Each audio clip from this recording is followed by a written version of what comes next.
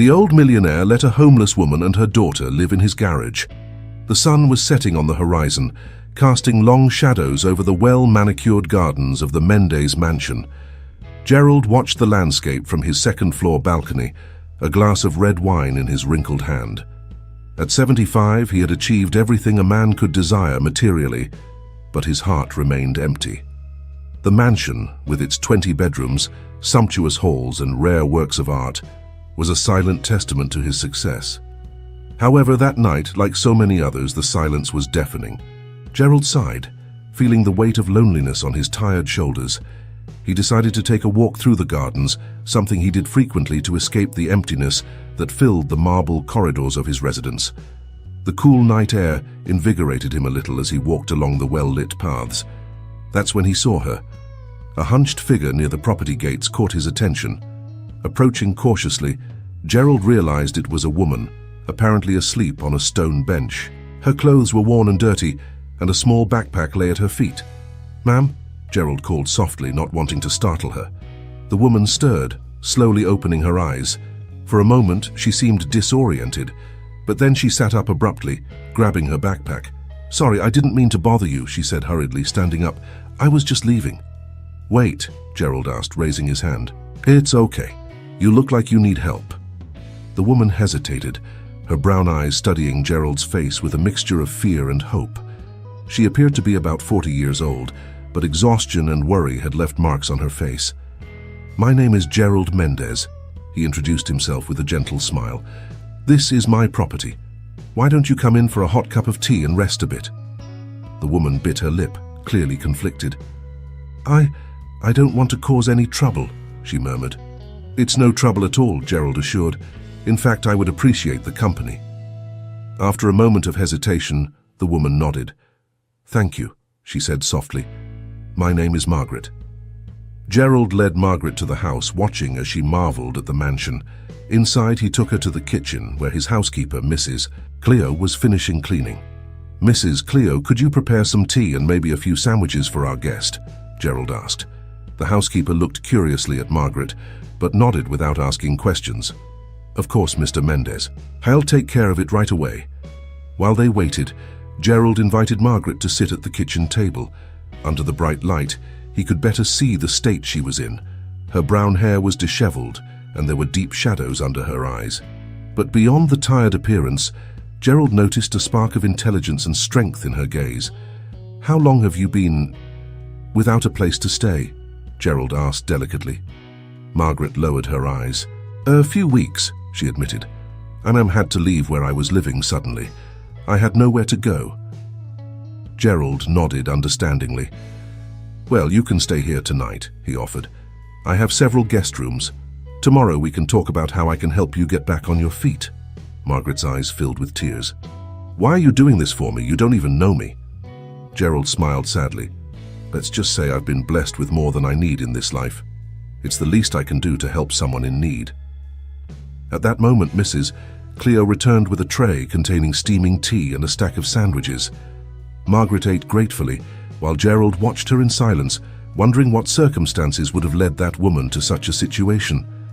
After Margaret finished eating, Gerald led her to one of the guest rooms upstairs. It was a spacious room, elegantly decorated in shades of blue and cream. "I hope you'll be comfortable here," Gerald said. "There's an attached bathroom with everything you might need. Feel free to use anything." Margaret looked around, seeming a little dazed.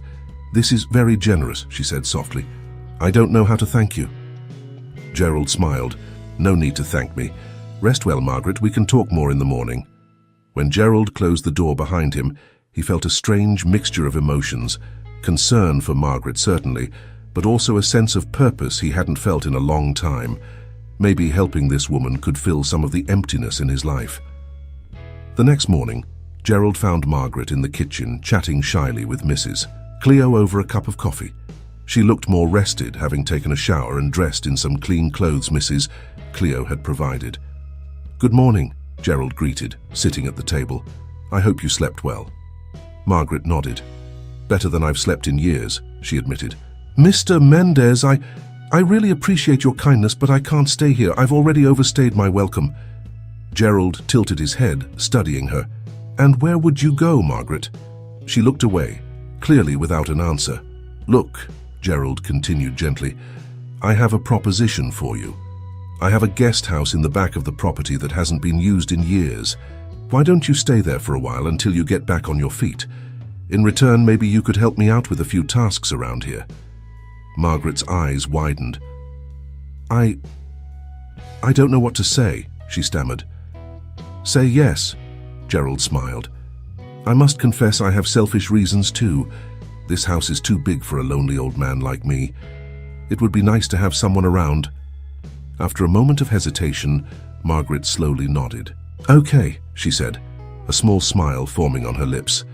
"Thank you, Mr. Mendez. I promise you won't regret it." In the weeks that followed, Margaret settled into the guest house. It was a charming building, with 2 bedrooms, a spacious living room, and a small kitchen. Gerald insisted that she decorate it as she pleased, and gradually, the place began to take on Margaret's personality. Gerald found Margaret to be pleasant company. She was intelligent and good-humored, always ready for a stimulating conversation during the meals they now shared regularly. However, he noticed that she rarely talked about her past, skillfully deflecting very personal questions. One day, about a month after Margaret's arrival, Gerald found her in the garden, staring at a flower bed with a distant expression. "A penny for your thoughts," he said softly, approaching. Margaret startled slightly but then smiled. "Sorry, I was just remembering." "Remembering what?" Gerald asked gently. Margaret hesitated for a moment before answering. "Painting," she said finally. "I used to be a painter, you know. It's been so long." Gerald's eyes lit up with interest. "Really? What kind of painting did you do?" "A little bit of everything," Margaret replied, a touch of nostalgia in her voice. "But I loved painting portraits and landscapes. There was something magical about capturing the essence of a person or the beauty of a place on canvas." "Why did you stop?" Gerald asked softly. Margaret's expression darkened. "It's complicated," she murmured. "Let's just say circumstances forced me to abandon that part of my life." Gerald nodded, respecting her reluctance to elaborate, but an idea began to form in his mind. The next day, Gerald led Margaret to a room on the 3rd floor of the mansion that she hadn't yet seen. It was a spacious room with large windows letting in plenty of natural light. "What is this place?" Margaret asked, looking around curiously. Gerald smiled. "It used to be my late wife Eleanor's painting studio. She was an artist too." Margaret's eyes widened at the sight of the easels, paints and brushes neatly organized on shelves. "Mr. Mendez, this is—" she began, but Gerald gently interrupted her. "Please call me Gerald," he said. "And yes, this studio is yours now if you want it." Margaret gaped. I can't accept this," she stammered. "You can," Gerald insisted. "This place has been empty for too long. It would be an honor to see it used again, especially by someone as talented as you." Tears began to form in Margaret's eyes. "You haven't even seen my work," she weakly protested. Gerald smiled. "I don't need to see it to know. The passion in your eyes when you talk about painting tells me everything I need to know." Slowly, as if fearing it would all disappear, Margaret walked to one of the easels. She touched the paints with reverence, picking up a brush and twirling it between her fingers. "I don't even know if I remember how to paint anymore," she murmured. "There's only one way to find out," Gerald replied gently. That night, Margaret didn't come down for dinner. Concerned, Gerald went up to the studio, only to find her completely absorbed in a canvas, paintbrush in hand, and smudges of paint on her face and clothes. He stood at the door for a moment, watching her work. There was an intensity in her expression, a piece he had never seen before. Quietly, he withdrew, not wanting to interrupt the moment. In the weeks that followed, Margaret spent more and more time in the studio. Gerald rarely bothered her there, respecting her creative space, but he noticed a change in her. There was a new light in her eyes, a renewed energy in her step. One day, about 2 months after giving Margaret the studio, Gerald was surprised by a knock on his office door. "Come in," he called, looking up from his papers. Margaret entered, looking nervous but determined. "Gerald," she began, I'd like to show you something if you have a moment." Intrigued, Gerald followed her to the studio. There, she led him to an easel covered by a cloth. "This is the first portrait I've painted in years," she said softly, removing the cloth. Gerald was speechless. It was a portrait of him, sitting in his favorite armchair in the library. But it wasn't just an accurate physical representation. Somehow, Margaret had captured something deeper, the loneliness in his eyes, but also the kindness and strength he carried. "Margaret," he finally managed to say, "this is extraordinary." She blushed slightly. "You really like it?" "Like it is an understatement," Gerald replied, still marveling at the painting. "This is true talent, Margaret. You shouldn't hide it from the world." Margaret lowered her eyes. I don't know if I'm ready to show my work to other people." Gerald turned to her, placing his hands gently on her shoulders. "You're more than ready," he said firmly.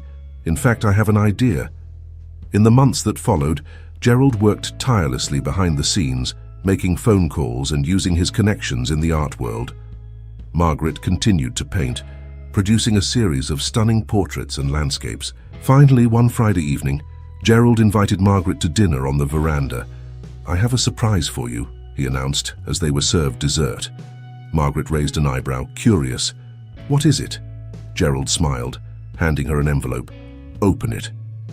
With trembling hands, Margaret opened the envelope and read the contents. Her eyes widened in shock. This is an invitation to an exhibition," she stammered. "An exhibition of my work." Gerald nodded, grinning widely. "At the most prestigious gallery in the city, no less. They were impressed with the photos of your work I sent them." Margaret seemed to be in shock. "But how? When?" "In a month's time," Gerald replied. "Enough time for us to get everything ready." Margaret was silent for a long moment, her eyes flitting from the invitation to Gerald and back. Finally she spoke, her voice trembling with emotion. "Gerald, I don't know what to say. This is more than I ever dreamed of." Gerald smiled gently. "You deserve this, Margaret. Your talent deserves to be seen and appreciated." Tears began to stream down Margaret's face. "You don't understand," she whispered. "I gave up on this so long ago. I never thought I would paint again, let alone have an exhibition." Gerald leaned forward, taking her hand in his. "Sometimes, life gives us second chances, Margaret. All we need is the courage to grab them." Margaret nodded slowly, wiping her tears. "You're right," she said, a smile beginning to form on her lips. "I'm going to do this. I'm going to embrace this opportunity with everything I have." The weeks that followed were a whirlwind of activity. Margaret spent endless hours in the studio, finalizing paintings and creating new works for the exhibition. Gerald helped with the practical aspects, dealing with the gallery and taking care of the logistics. As the day of the exhibition approached, Gerald noticed a change in Margaret. She seemed more confident, more alive. It was as if each brushstroke was bringing her back to life, restoring a part of her that had long been dormant. On the night of the exhibition, the gallery was packed. Art critics, collectors, and enthusiasts crowded around Margaret's paintings, murmuring in appreciation. Margaret was stunning in a navy blue dress, her eyes shining with emotion as she circulated through the gallery, chatting with guests. Gerald watched her with pride, marveling at her transformation. That's when he noticed a man watching Margaret intently. The man appeared to be about 50 years old, with graying hair and a face weathered by time. There was something in his eyes, a mix of surprise and recognition, that caught Gerald's attention. He saw the exact moment Margaret noticed the man. She froze mid-sentence, her eyes widening in shock. "Anthony," she whispered, almost inaudibly. The man approached slowly, a hesitant smile on his face. "Margaret," he said softly, "it's been a long time." Gerald watched the scene with curiosity, feeling like he was witnessing something significant. He approached discreetly, wanting to offer support if Margaret needed it. I can't believe you're here," Margaret said, her voice trembling. Anthony looked around the gallery, admiring the paintings. "When I saw the ad for the exhibition, I could hardly believe it. After all this time, you still paint beautifully, Margaret." Gerald noticed a shadow pass over Margaret's face. There was history there, he realized, a story she hadn't yet shared. "Thank you, Anthony," Margaret replied softly. I stopped painting for a long time. I only recently started again." Anthony nodded, understanding. "I figured. After you disappeared." He trailed off, noticing Margaret's tense expression. "I'm sorry, I don't want to bring up painful memories. I'm just glad to see you're okay and painting again." At this point, Gerald decided to intervene. "Excuse me," he said, approaching. "I couldn't help but notice that you two know each other. I'm Gerald Mendez, Margaret's friend." Anthony shook Gerald's hand. "Anthony Stories. Margaret and I studied together at art school many years ago." Gerald noticed the grateful look Margaret shot him for the interruption. "It's a pleasure to meet you, Mr. Stories," he said cordially. "Perhaps we could all have coffee sometime. I'm sure Margaret would love to catch up." Margaret seemed to hesitate for a moment, but then nodded. "Yes, that would be nice," she said, forcing a smile. Anthony agreed enthusiastically, exchanging contact information with Gerald before moving away to admire more works. As soon as he was out of earshot, Margaret turned to Gerald, her eyes filled with contained emotion. "Thank you," she whispered. Gerald placed a comforting hand on her shoulder. "It's okay," he assured. "You don't need to explain anything now. This is your night, Margaret. Enjoy it." Margaret took a deep breath, nodding. She then lifted her head, straightened her shoulders, and went back to circulating the gallery, greeting guests with a renewed smile. The exhibition was a resounding success. Several paintings were sold that night, and critics were effusive in their praise of Margaret's work. When the last guest departed, Margaret collapsed into a chair, exhausted but radiant. "We did it," she said, looking at Gerald with shining eyes. Gerald smiled, sitting down beside her. "No, Margaret, you did it. This was all you." Margaret shook her head. "It wouldn't have been possible without you, Gerald. You gave me a second chance when I needed it most." If you watched this far, please consider subscribing to the channel and comment where you live. Returning to the story. Gerald took Margaret's hand, squeezing it gently. "You deserve all the second chances in the world, my dear. And I have a feeling this is just the beginning." In the days following the exhibition, Margaret seemed to float on a cloud of happiness. The positive reviews kept coming in, and several galleries had reached out expressing interest in her work. However, Gerald noticed there were moments when she seemed distant, lost in thought. He suspected Anthony's reappearance had brought up memories she'd rather keep buried. A week after the exhibition, Gerald found Margaret sitting in the garden staring at a distant point. He approached quietly, sitting next to her on the bench. "A penny for your thoughts?" he asked softly. Margaret startled slightly but then smiled. "Sorry, I was just remembering." Gerald nodded understandingly. "About Anthony," Margaret sighed, running a hand through her hair. "Not just about him, about everything." Gerald remained silent, giving her space to continue if she wanted. After a long moment, Margaret spoke again, her voice low and hesitant. "I think I owe you some explanations, Gerald. About my past, about why I was in that situation when you found me." Gerald placed a gentle hand over hers. "You don't owe me anything, Margaret. But if you want to share, I'm here to listen." Margaret took a deep breath, as if gathering courage. Then, slowly, she began to tell her story. "I met Anthony at art school. We were young, passionate about art and life. He was my best friend, my confidant. For a time I thought it could be something more, but, well, life had other plans." She paused, her eyes drifting into the distance again. "That's when I met Robert.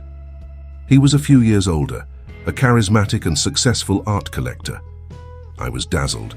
He seemed to appreciate my work in a way no one else had before." Gerald listened attentively, noting the change in Margaret's voice when she mentioned Robert. "At first, it was like a fairy tale. Robert introduced me to influential people in the art world, promoted my work. We got married after a whirlwind romance. I was so in love, so blind." Margaret paused again, taking a deep breath. "But then, things started to change. Robert became controlling, possessive. He started criticizing my work, saying I was only successful because of him. Gradually, I isolated myself from all my friends, including Anthony." Gerald felt a wave of anger at the thought of someone treating Margaret this way, but he remained calm, allowing her to continue.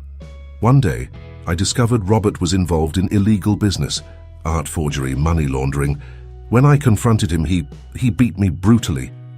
Tears started flowing down Margaret's face. Gerald squeezed her hand gently, offering silent support.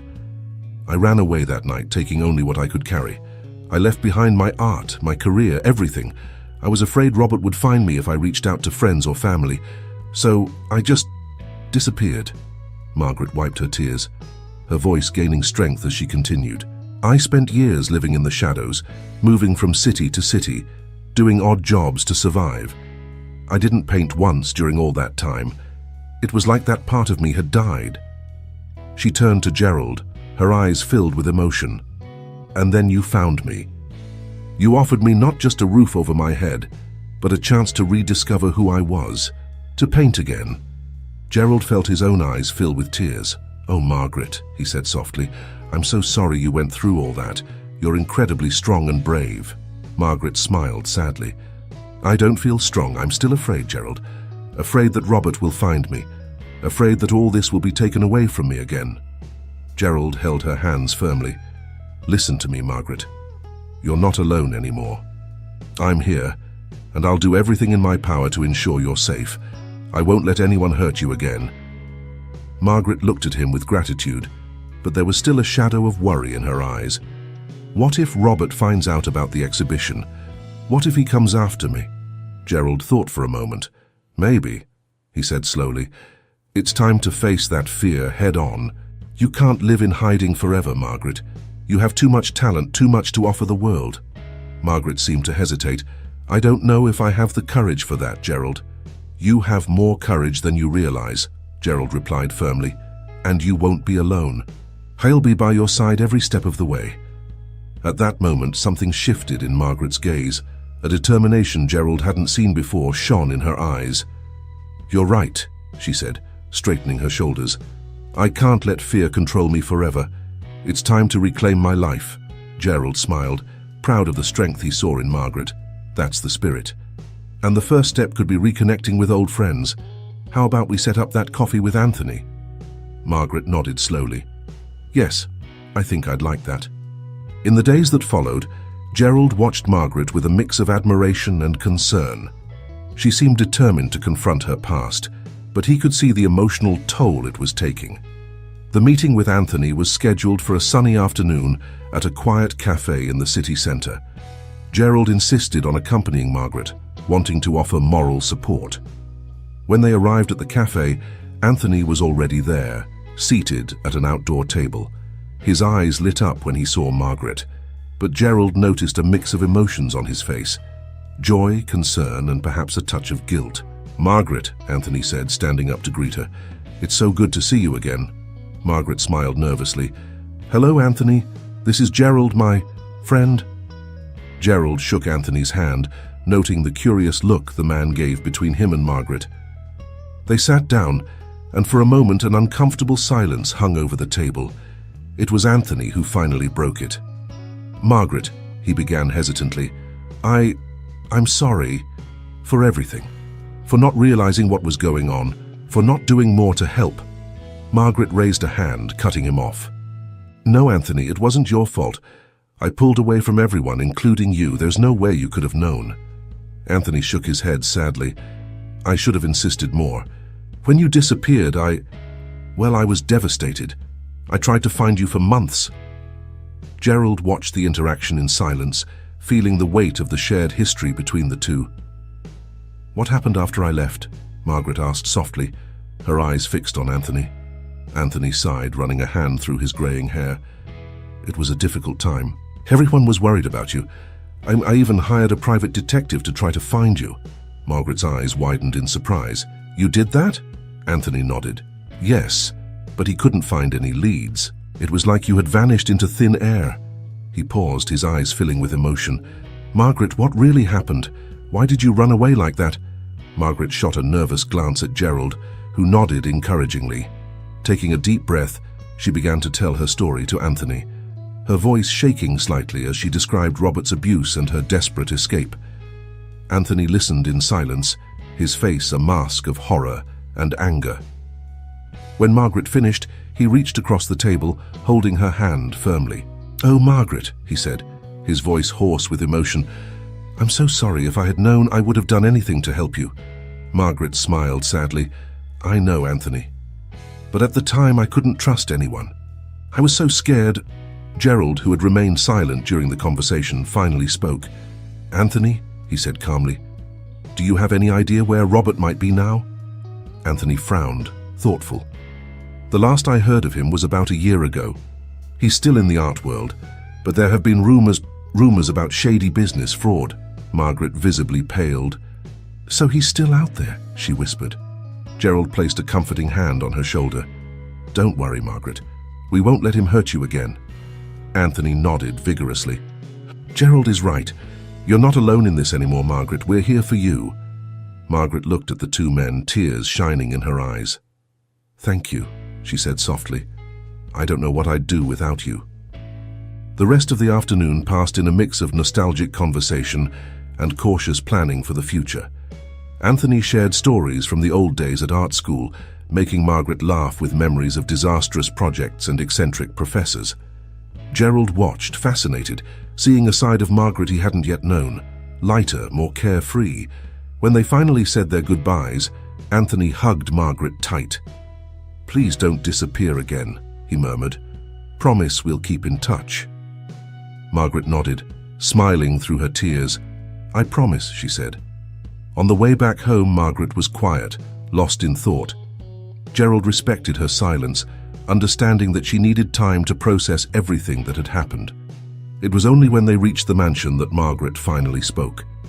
"Gerald," she said softly, "there's something else I need to tell you. Something I didn't mention before because I was afraid of how you would react." Gerald felt a pang of concern, but kept his expression neutral. "What is it, Margaret?" She took a deep breath, as if gathering courage. "I have a daughter, Gerald. A 15-year-old girl named Sophia." Gerald blinked, surprised. "A daughter?" he repeated. Margaret nodded, tears starting to form in her eyes. "When I ran from Robert, she was only 3 years old. I left her with my best friend, Lisa. I knew I couldn't take care of her while I was on the run, and I was afraid Robert would use her to find me." Gerald felt his heart clench at the pain in Margaret's voice. "Oh, Margaret," he said softly, "that must have been so hard for you." Margaret wiped her tears. "It was the hardest thing I've ever done in my life, but I knew it was the only way to keep her safe. Lisa promised to take care of her and never tell anyone about me." "And you haven't had contact with her since?" Gerald asked gently. Margaret shook her head. "Not directly. Lisa sends me updates and photos occasionally, using a secret email we set up. But Sophia, she doesn't know I'm her mother. She thinks Lisa is her aunt and that her parents died in an accident." Gerald was silent for a moment, processing everything he had heard. Then he took Margaret's hands in his. "Margaret, you did what you thought was best to protect your daughter. Don't blame yourself for that." Margaret looked at him with eyes full of gratitude and fear. "And now? Now that I'm rebuilding my life, do I have the right to come back into hers? What if she hates me for abandoning her?" Gerald squeezed her hands gently. "Sophia deserves to know the truth, Margaret, and you deserve the chance to be her mother again. It won't be easy, but I'll be by your side every step of the way." Margaret hugged him suddenly, sobbing into his shoulder. Gerald held her tightly, offering the silent comfort of his presence. When she finally calmed down, Gerald gently suggested, "Why don't we start by reaching out to Lisa? We can plan a meeting, carefully explain the situation to Sophia." Margaret nodded slowly. "Yes," she said, her voice gaining strength. "Yes, I think it's time. Sophia deserves to know the truth." In the days that followed, Gerald helped Margaret carefully plan how to approach Sophia. They reached out to Lisa, who was overjoyed to hear that Margaret was safe and ready to reconnect with her daughter. Lisa agreed to gradually prepare Sophia, first telling her that she had discovered information about her biological parents. They decided that an in-person meeting would be the best way to reveal the whole truth.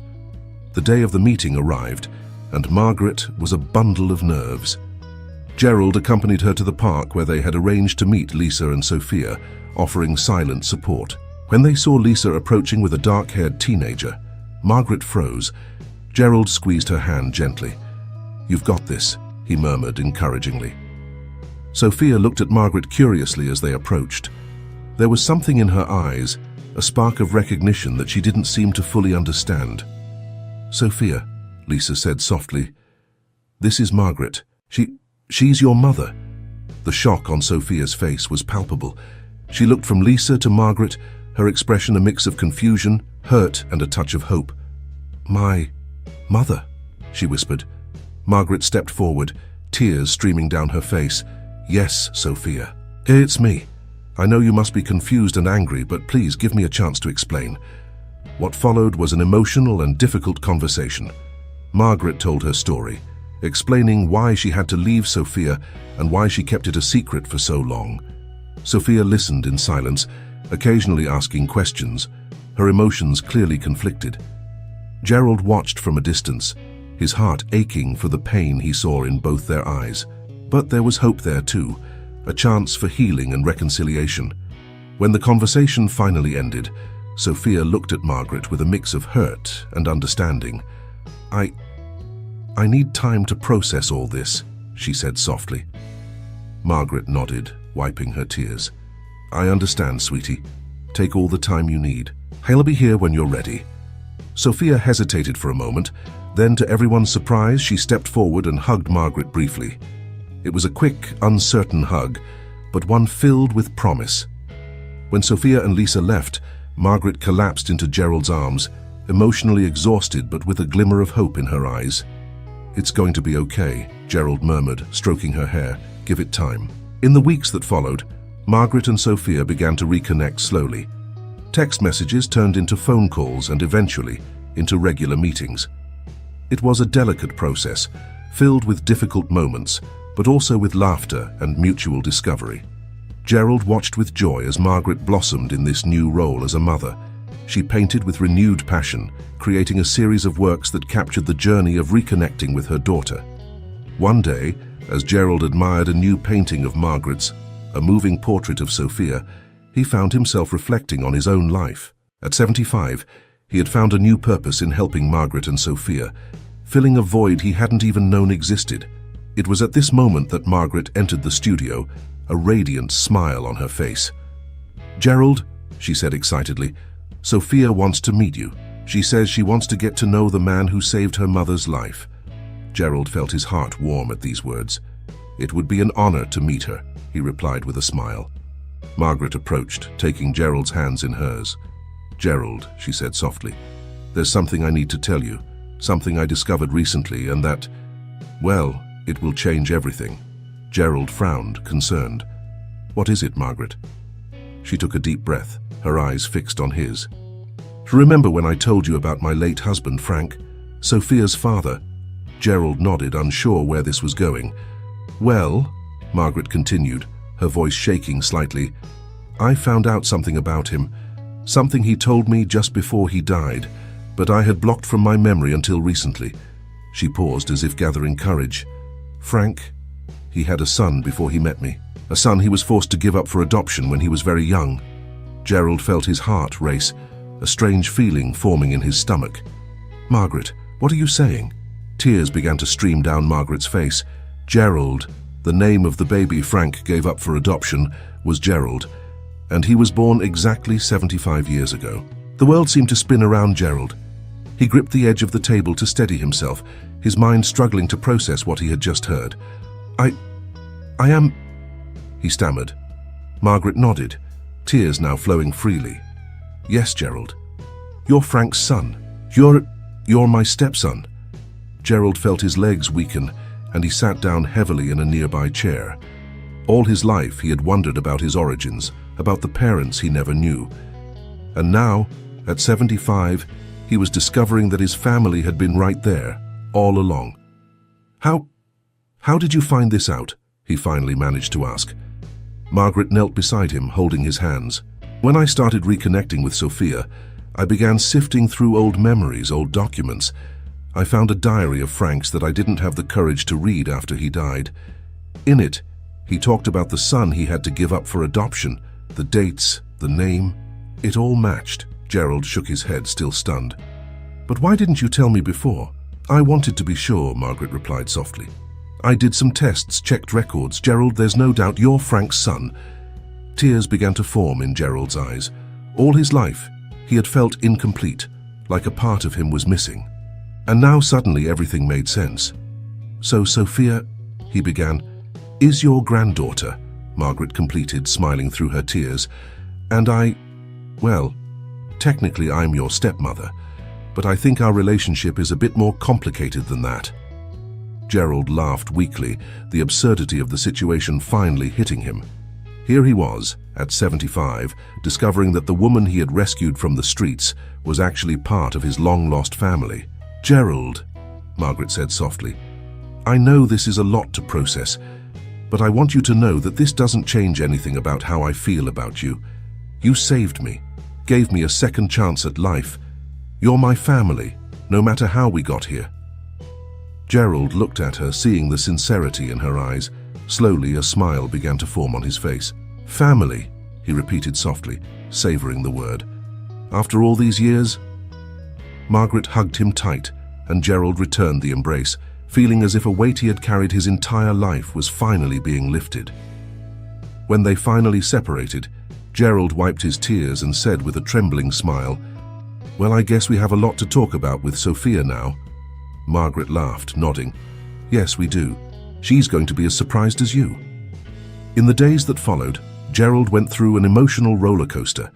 He alternated between moments of intense joy at having finally found his family and periods of melancholy, mourning the lost years. Margaret was by his side every step of the way, sharing stories about Frank and helping Gerald fill in the gaps of his past. She brought out old photos, letters, and Frank's diary, which Gerald read avidly, finally getting to know the father he never had the chance to meet. The meeting with Sophia was emotional. The teenager was initially shocked to discover that the man who had helped her mother was actually her grandfather. But as the initial surprise passed, Sophia began asking questions, eager to learn more about her family history. "So you're really my grandpa?" Sophia asked, her eyes wide with wonder. Gerald smiled gently. "Yes, darling. And I'm so happy to finally meet you." Sophia hesitated for a moment, then threw herself into Gerald's arms, hugging him tight. "I always wanted a grandpa," she murmured against his chest. Gerald felt his heart fill with love as he hugged his newly discovered granddaughter. Looking over Sophia's head, he saw Margaret watching the scene with tears in her eyes and a radiant smile. In the weeks that followed, the Mendez mansion took on a new life. Sophia began spending weekends there, filling the once silent corridors with laughter and youthful energy. Gerald found a new joy in being a grandfather, eager to make up for lost time.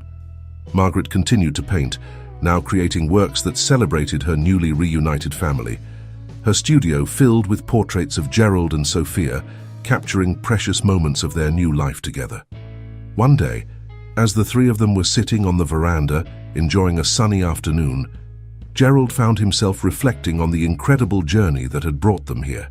"You know," he said thoughtfully, "if someone had told me a year ago that I would find my family at 75, I would have laughed. But now, I can't imagine my life any other way."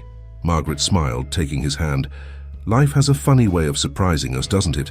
Sophia, who was lying on the nearby grass, sat up, looking at the two of them curiously. "Do you think it was fate?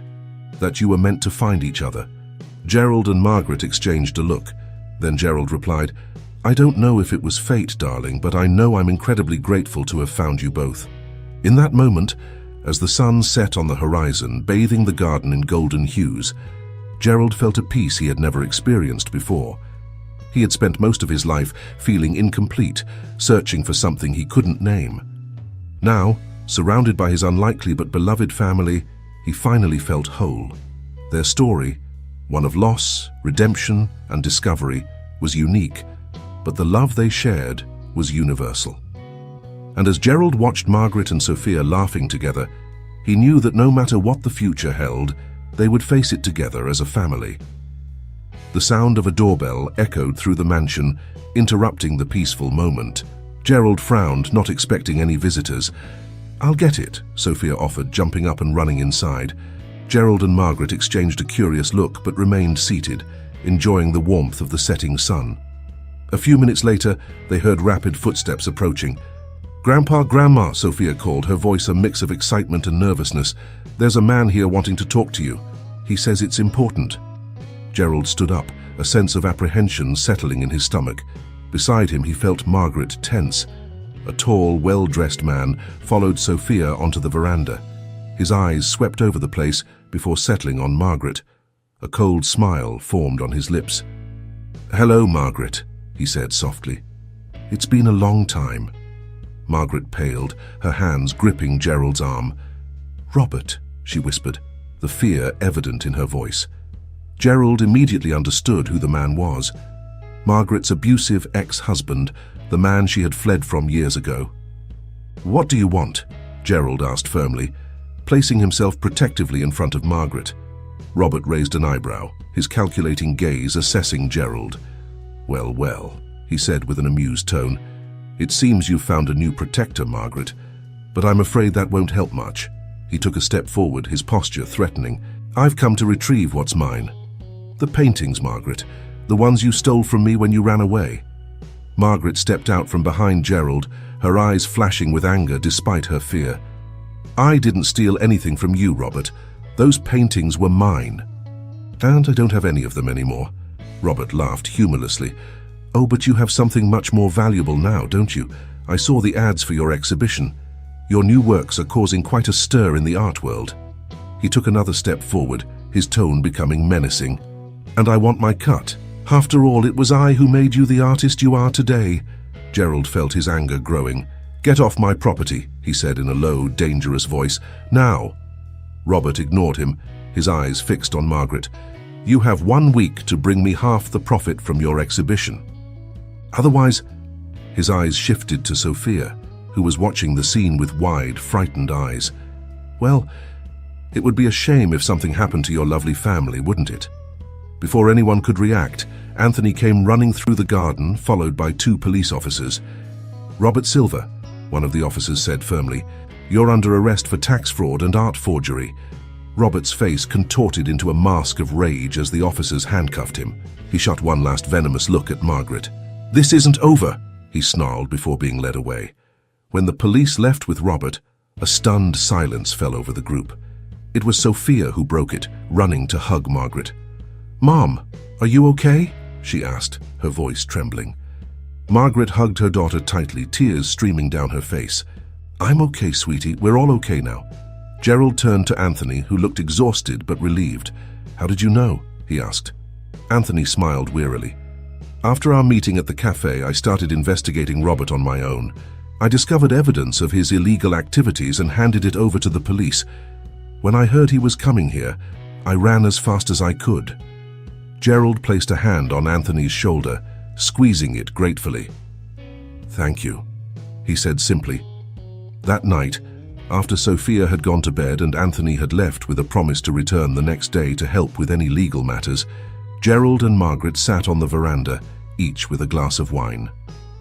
"Is it really over?" Margaret asked softly, her voice still trembling with emotion.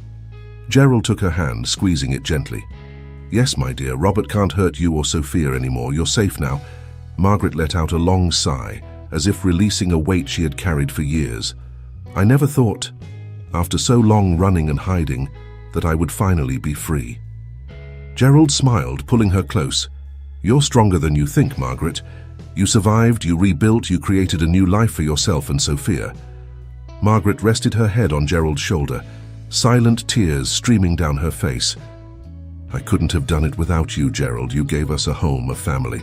Gerald kissed the top of her head affectionately. "And you gave me the same. Who would have thought that at 75 I would finally find the meaning of my life?" They fell silent for a long moment, watching the stars dotting the night sky. Finally, Margaret spoke again, her voice soft but determined. "I think it's time we paint a new picture, Gerald. One that tells our story, all of it. The ups and downs, the losses and the gains, the fear and the courage. A picture that shows that no matter how dark the night may seem, there's always hope for a new dawn." Gerald smiled, feeling his heart swell with love and gratitude. "That sounds perfect, my dear, and I can't wait to see what you create." As the couple watched the night sky, they both felt a sense of peace and wholeness they had never experienced before. They had faced their fears, confronted their pasts, and in the process, found not only each other, but themselves. The journey hadn't been easy, but every step had led them to this moment, a moment of love, family, and above all, hope for the future. And as the stars twinkled above them, Gerald and Margaret knew that together they could face anything life threw their way. The future was a blank canvas, ready to be filled with the vibrant colors of their new life together, and they couldn't wait to start painting.